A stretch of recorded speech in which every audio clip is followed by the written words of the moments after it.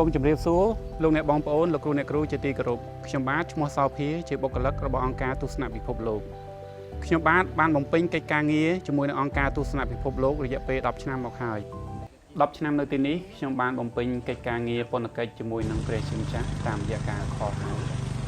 ហើយនៅទីនេះលើសអំពីការងារអភិវឌ្ឍសហគមន៍ខ្ញុំបានចូលរួមបំផ្លាស់បំប្រែសហគមន៍ប្រជាជនដែលរស់នៅទីនេះជាការពិតណាស់ពួកគាត់ក៏បានបំផ្លាស់បំប្រែខ្ញុំនិងគ្រួសារខ្ញុំដូចគ្នា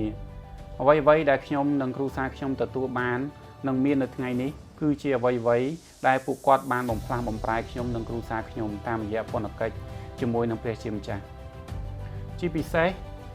ក្រុមការងាររបស់ខ្ញុំតែម្ដងដែលពួកគាត់បានជួយគ្រប់គ្រងជួយផ្ដល់យោបល់ជួយបន្ធូរបន្ថយនិងជំរុញលើកទឹកចិត្តដល់ខ្ញុំនៅថ្ងៃនេះថវិកាដែលជាកាដូលើកទឹកចិត្តសម្រាប់ខ្ញុំដែលបានបំពេញកិច្ចការងាររយៈពេល10ឆ្នាំមួយផ្នែកធំគឺជាការចូលរួមចំណែកពីក្រុមការងាររបស់ខ្ញុំផងដែរជាចុងក្រោយ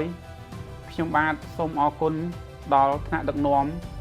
គ្រប់លំដាប់ថ្នាក់មន្ត្រីបច្ចេកទេសសម្រាប់គម្រោង